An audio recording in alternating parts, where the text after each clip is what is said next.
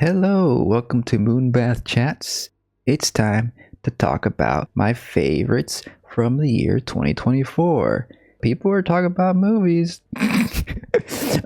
Anyways, so when I rank these, it's not really a ranking, it's more of a grouping of these movies and TV and stuff that I enjoyed my time with, or I thought had something meaningful to say, perhaps advance the medium a bit sometimes, or other times they're just great fun experiences that make me happy. Some of them are more moving and depressing, but that speak to a truth that you can't really obtain elsewhere. So firstly, let's talk about a couple of my favorite TV shows this year. For example, we got Interview with the Vampire Part 2. Now this is season 2 of AMC's Interview with the Vampire.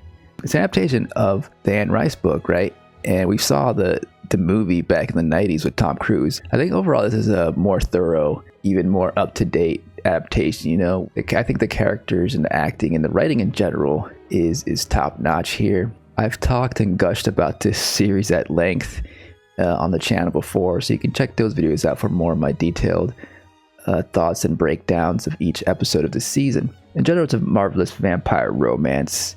And this season we got to see the Theater of the Vampires, which was really cool. It's hard for me to say no to, a gay vampire romance. This is just done at the greatest quality that I could hope for, really. Probably my personal favorite show of the year, probably because it's more consistent than my other favorite, I guess, which is Agatha All Along, If it isn't gay vampires, then it's gay witches for me. It's it's a little bit more lighthearted Marvel-ish because it's part of the Marvel universe, of course, but it also feels a little bit apart from it. It has the spooky, campy elements to it that kind of set it apart, which is what I like about it. The main weakness, I think, is when it tries to tie itself too close to the rest of the Marvel universe, particularly like the ending battle sequence. But overall, the performances, won me over for sure. And I'm hoping that, Jack Schaefer, who, is, as we see here, written and directed, gets more to do in the Marvel universe. And if you wanted to hear more of my in-depth analysis and thoughts on the show, I do have breakdowns for each episode on the channel. So check those out. All right, so now let's pivot to documentaries.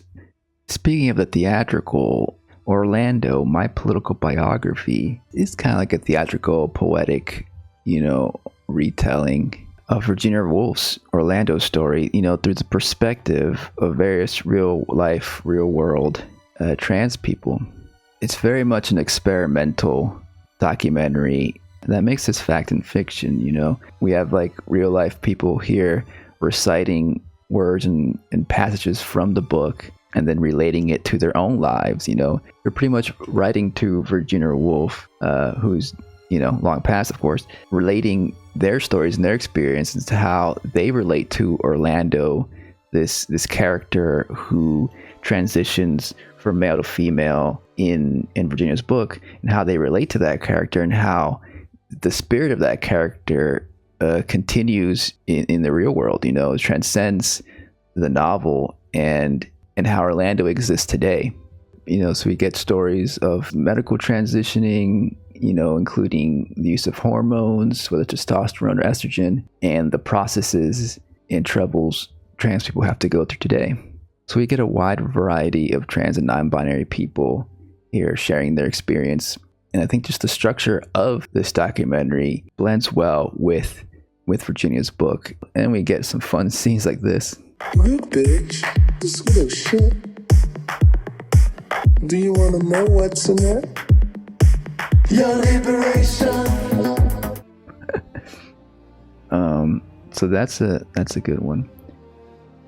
All right, so now the next documentary is Box Diaries, which is a lot more straightforward, but very much courageous work from journalist Shiori Ito.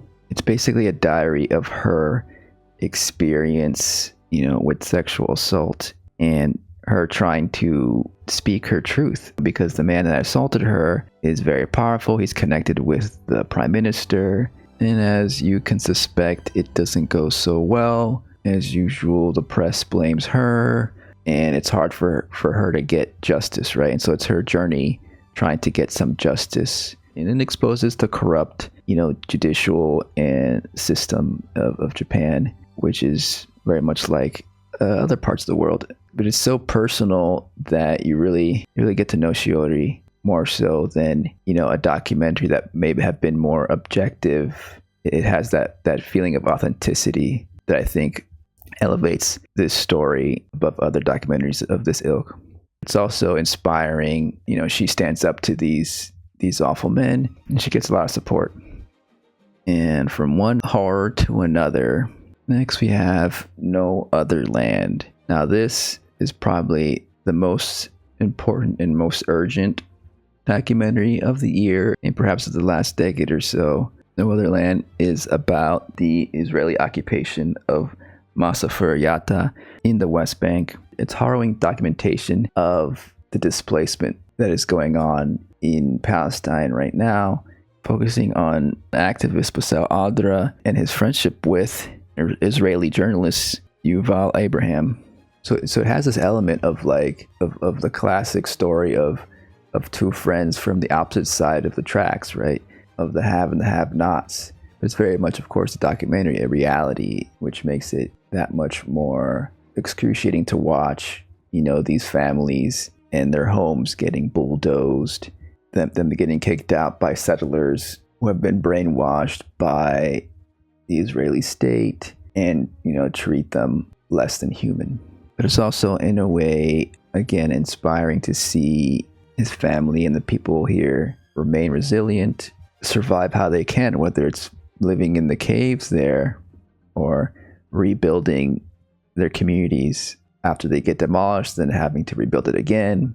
It's devastating, and even more devastating because no matter how much these images and these stories are shared, it feels like nothing is being done and the occupation is going to continue.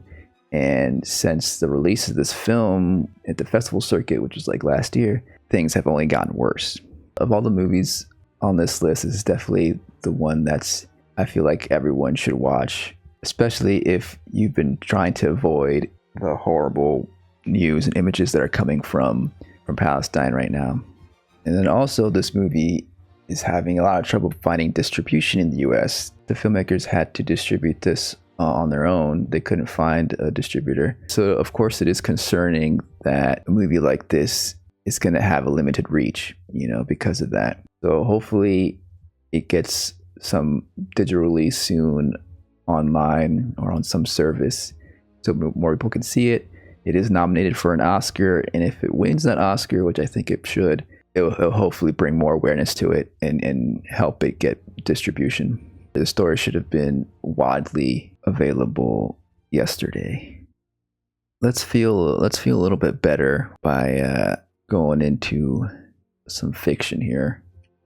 All right, so now let's get into the feature films, my favorite feature films of 2024. We're going to start off with one of Luca Guadagnino's movies that he released this year, which is Queer. This was probably the one that people liked the least out of the two he did. He did release Challengers, which will appear later in this list. This one, Queer, is an adaptation of William S. Burroughs' novel about an expatriate who goes to Mexico to find some adventure and love. Now, this movie kind of just narrowly made the list because the plotting is a bit meandering at times, and there's a lot of scenes that kind of just look like a music video, basically just prolonged moments of just songs playing uninterrupted. So there we have a Nirvana music video in this movie set in 1950. But in between the music videos, there's some lovely moments. Luca really knows how to film lust and love and touch and longing and yearning. And it is aware of the power dynamics here with Daniel Craig's character, being the older, perhaps wealthier man in the relationships he has here. He's very much a manipulative character, but it's subtle there. Definitely a flawed character, which makes him interesting, but I think Daniel Craig plays him well. But the film is also focused a lot on the drug trip of it all. It's kind of like a semi-biographical story about William S. Burroughs, who was really into heroin and such. And so there's a lot of visually fascinating drug trip scenes in here that I do appreciate, which add a surreal element to the movie overall, and it just makes for a fun, viewing experience. It's not everybody's cup of tea, but I generally enjoyed my time with this film. Okay. All right. Next, we got Flow, my favorite animated movie of the year. It's about animals surviving in the seemingly post-apocalyptic world. It's a beautiful story, not only about animals, but also about friendship, surviving thanks to the help of your community, your friends, all told through the perspective of this cute cat, really, and the animal friends they make along the way. Even without dialogue, you can tell exactly what all these little animals are thinking, and it does a really good job of communicating that to the viewer with just the action on screen. There's tense moments, there's relaxing moments, there's scary moments, and it was all made in Blender too, which is like an open source animation program, which is pretty cool. Goes to show that you don't need like big budgets to make a good animated film. And it just appeals to me in general because I just love animals. But when I was a kid, I would just sometimes just veg out watching nature docs. I just loved watching animals just doing their thing, going to a park or going somewhere and just watching birds and squirrels and animals just like do their thing. I could just sit there for hours. This is kind of like that experience, but there's more conflict, of course, and there's a story here. And of course there's no narration. Who needs that pesky narration? But yeah, a lovely picture. Next we have A Different Man. Now this is actually a dark comedy. I suspected this would be more of a drama, and it is a bit of a drama, but there's actually a lot of humor in this, which I found surprising and quite entertaining. But yeah, it's the story of this guy with a disfiguring facial condition, and he's an actor, and he's trying to build a relationship with his neighbor and just trying to live a fulfilling life. But then he gets approached for his experimental procedure to quote unquote fix his condition. So he's basically able to live like a quote unquote normal person, but then he encounters a role about pretty much the person he used to be, and it's the perfect role for him. But now he doesn't have that disfigured face. He has to put on a mask to really live in that role again. Another man appears who has a similar condition he used to have, and now he's taking the spotlight, and he's actually seemingly living a more confident, more joyful life than he used to ever live. It's kind of like a monkey's paw situation here, where he wishes to live like a normal person, but then the role of a lifetime gets taken away from him by someone who seemingly is less so bothered by the condition, right? And actually living the happy life he's always wanted.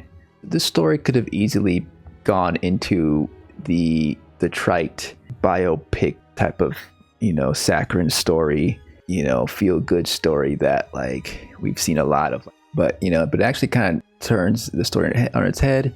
It actually features an actor who has disfigurements. It doesn't look down on disfigured people or put them on a pedestal. They're all well-rounded human characters, and has some surprisingly humorous and even satirical moments in it, right? In a way, also kind of poking fun at Hollywood as well. So next up, we have All We Imagine as Light.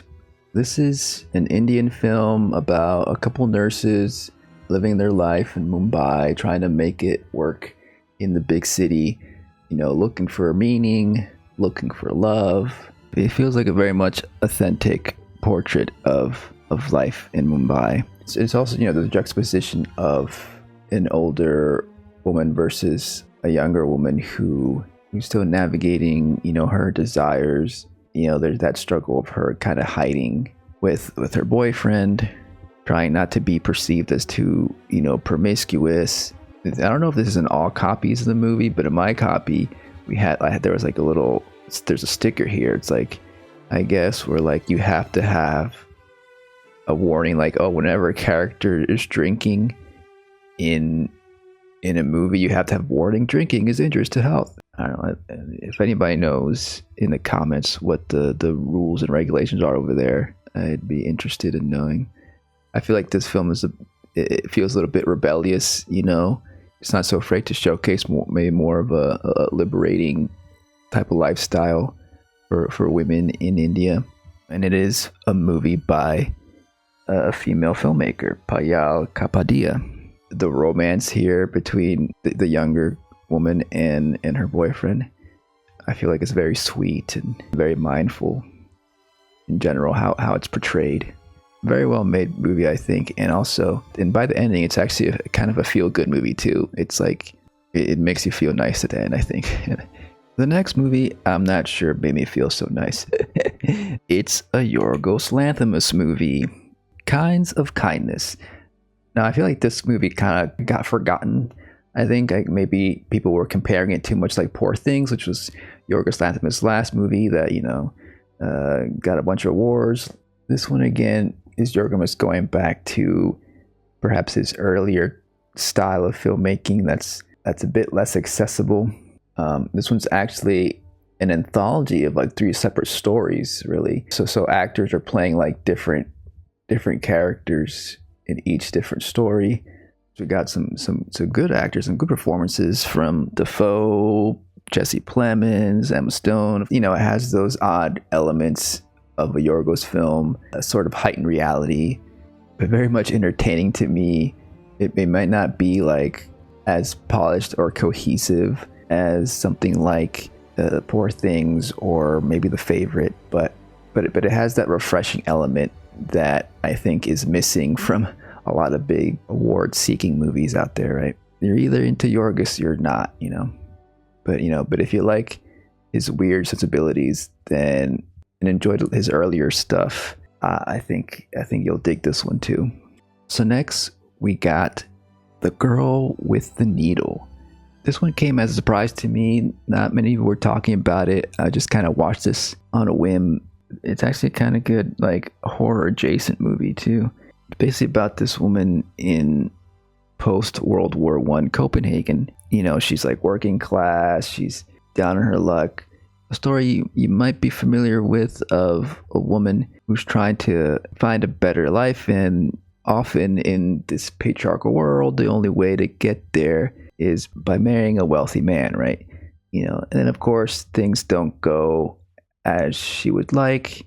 Things get pretty dark. She struggles with an unwanted pregnancy and ends up meeting an older woman who helps her get some independence with a twist. This woman here is actually based on a real life person. I actually don't want to reveal it because I think it's best experienced without knowing what is happening here. Although if you read about this movie, you might already know. Either way, it's a haunting story that really creeps up on you. I think it's well shot. It's like there's some beautiful imagery in here. It does a great job of tackling some feminist themes here. And yeah, good performances all around. You can kind of get the mood of this movie just by looking at these shots here. So if you're into some dark historical drama, I think you'll dig this. So next up, we have Anora.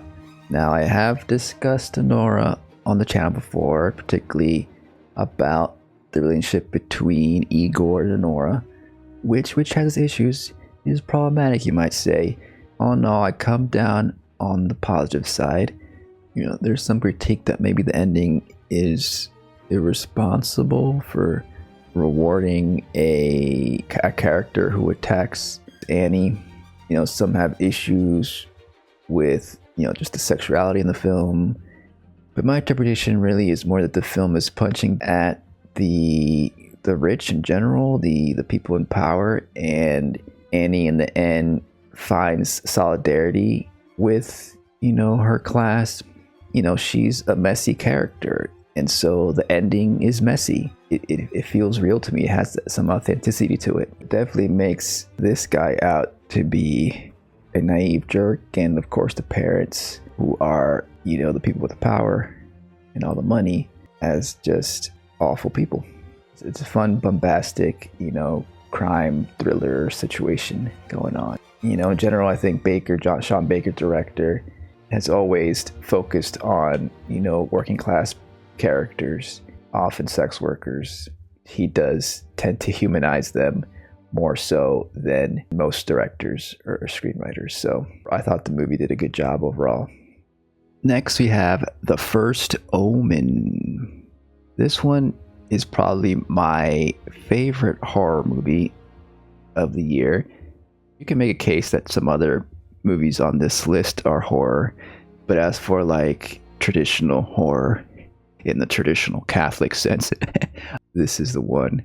It's a prequel to the classic film The Omen from 1976 by Richard Donner, which I'm not a big fan of, but I can see the appeal. This, I feel like I was able to get into the vibe of this movie more.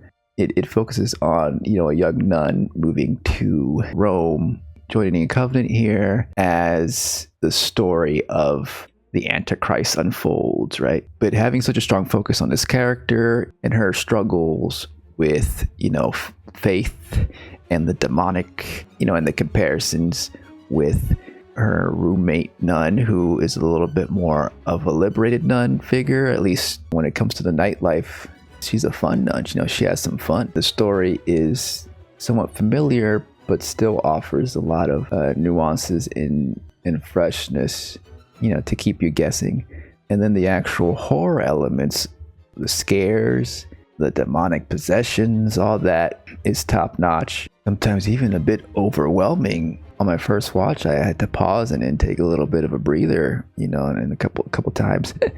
Maybe I'm a softie, but there's some pretty intense stuff going on in here. In particular, there's a great possession scene, which I did mention in my Nosferatu review. It's comparable to the famous scene from Possession with Isabel Adjani going through some shit.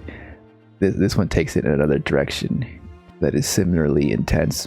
The only thing that really lessens this movie to me is the epilogue, which I think is really unnecessary. It feels like it's trying to tease an upcoming sequel. You know, it feels like it's copying, you know, the whole Marvel thing of like, let's have a little tease of the next movie at the end.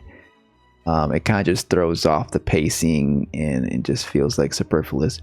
But besides that, this was a good time with some nuns here. Next, we have another Luca Guadagnino film, perhaps the better of the films he released this year, Challengers. There's really little flaws at all really to this film. You know, it has this propulsive energy that matches intensity of, you know, a high stakes tennis match. You really feel like you're a tennis ball being racketed back and forth between this love triangle. These characters feel real, you know, they're all well defined. I think maybe Zendaya's character needed a little bit more attention in this movie, but it was a well-written dramatic romance that I wish we saw more of these days, right? That ending tennis match really pumps you up, doesn't it? And I did do a video review on this movie. If you want more of my thoughts, check that out. Next, another movie I reviewed on the channel, The People's Joker. This one is probably, I feel like, the most punk movie of the bunch, in the sense that it kind of takes a sledgehammer to the big IP of Batman and remixes it, reclaims the story, you know, for the trans community. I feel like Vera Drew, the director, is going to do big things coming up. But this is a pretty cool movie done independently with, you know, a small budget. It really showcases what you can do with a true indie spirit here, and, you know, a send up of the Batman universe, but also an unflinching skewering of Saturday Night Live, you know, the comic scene in New York there. It's a fun time, clever, funny, great interpretations of these classic characters that feel like at this point they should be in the public domain by now, really. Like, you know, the parody film has been missing in action for a while now. I think maybe like in the 2000s or so, Hollywood was oversaturated with these parody films. But here, Drew revitalizes the genre, and I guess just showcases how maybe the best way to go about a satire or parody is to go through it from the outside, of the typical Hollywood system. But also, it's inspirational for up and coming filmmakers. Like, hey, you can make something fun like this. You don't have to stress about all the effects being like super high quality and stuff. We can use pop culture images as a Trojan horse in a way to create our own art. Express ourselves through that. I think it's pretty cool. And I go into detail in my review. I break down the movie, so check that out. Whether you're a fan of like Gotham or just comedy in general, I think you'll have a good time with The People's Joker, Another film for the people, particularly for the Irish, but also any perhaps colonized group out there, Kneecap. This is a story of a real life hip hop group that rap in their native Irish language. And it actually stars the members from the group. And they're all actually pretty good actors. Like, I was surprised how well they performed here. But it's very contemporary. Like, it is kind of like a biopic, but it's a lot more energetic and inventive than any biopic you've seen. Usually, a biopic would be done like decades later, but this is a relatively recent group. It feels very much of this time, but it also feels like a historical documentation of the Irish people. This is the generation that grew up after the Troubles. It actually stars Michael Fassbender here as someone from that older generation who participated in that violence, in that armed struggle, which is also a sort of meta commentary because he played Bobby Sands in the film Hunger, which was a story of an IRA member, who was on a hunger strike. So this film almost feels like a follow-up to that, and by the end, it's like a hopeful, uplifting, maybe this generation feels a little bit too distant from that revolutionary spirit that was present all those decades ago. But, they have their own struggles, particularly this group is keeping the native Irish language alive through their rap. And their lyrics in general are still continue with that same rebellious spirit. The film's just well edited. It feels very politically aware. It still has a courageous feel to it and has that youthful spirit that kind of makes you feel hopeful for the coming generation as well. Like, hey, like these kids are all right. We're going to make it through this. Look at that. The flag of Palestine right there. Just noticed. Yeah, it's a fun time. Even if like the political humor doesn't land on everybody, just the overall story of the underdog rappers finding success will surely entertain most anybody. Next up, we have Love Lies Bleeding. This is a movie from Rose Glass. It's kind of like your standard crime thriller, but better, because we have this couple in the center here. It's a blast of a movie. I go in depth in an earlier video.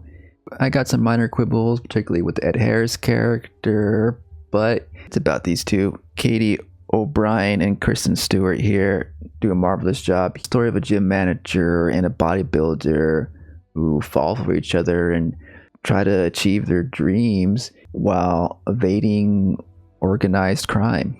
There's a little bit of some body horror elements that creep in. Again, we got some surreal images that doesn't work for everybody, but works for me. And with some layered characters here who are fun to follow on their journey.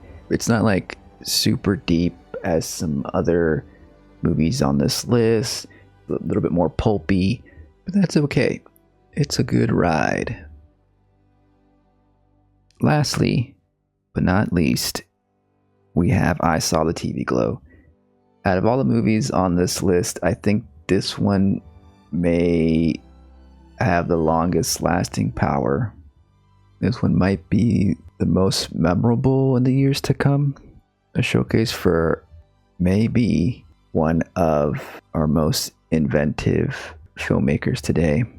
Ostensibly, this is a movie for 90s kids, with all the references to 90s TV shows, Buffy, Pete and Pete, etc. Getting lost in the fandom of our favorite TV show or movie or whatever. But it's more about our struggle with identity. Specifically, it's a trans allegory, but the feelings this film portrays, I feel like, can be universal. And anyone who's felt othered in their adolescence or in life in general can probably relate, to these characters. And also just visually, it's really a captivating film, It lives up to the name. I saw the TV glow. Like watching this, I feel entranced, by the images. I mean, just look at this villain. That's some creepy stuff. The characters are definitely like awkward types. Some of the dialogue I feel like may turn off some people, but to me it feels real. Like, cringy people out there, including myself sometimes, right? We've all felt like that, especially when we're growing up, as tweens and teens.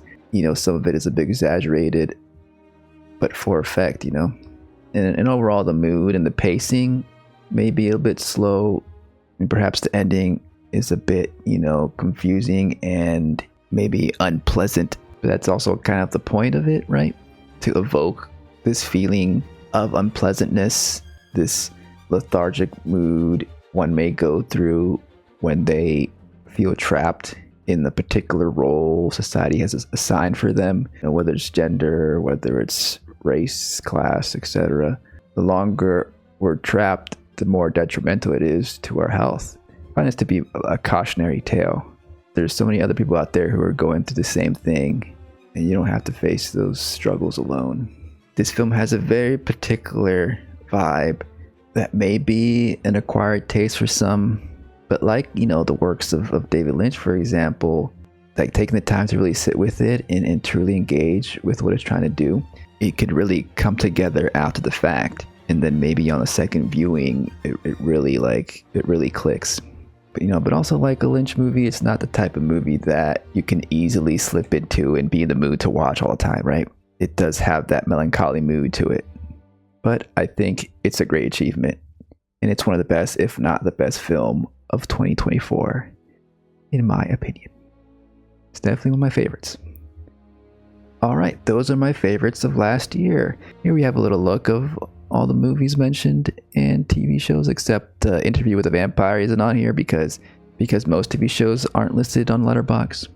They're kind of listed in a particular order of the favorites are on top, but it's not strict. I'm not strict about it. These can move around a bit. It's kind of just my feeling at this time, and and it is hard to compare a lot of these movies. Like, how are you going to compare No Other Land to the First Omen or something? Like, totally completely different things that are trying to achieve different things.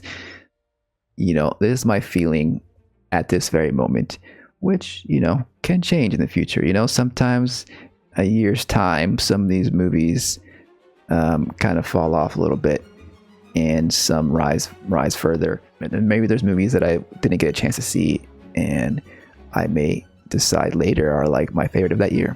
You can check out my Letterboxd at letterboxd.com/ambidream to check out my feelings on pretty much every movie I've watched. I do have a Patreon at patreon.com/moonbathchats. It's where you can find this video unedited, as well as some extra content. My plan is to chat about, my thoughts on the Oscar winners coming up. And I also want to go through some of these other films that didn't make my top of the year list, and then elaborate on some of my reviews here. Maybe talk about, my least favorite movies of the year, But that'll do it for now. Thanks for stopping by. But what were your favorite movies and TV shows and documentaries and games and events, stuff that you did last year? I don't know. Let me know in the comments. I'll see you next time under the moonlight. Bye bye.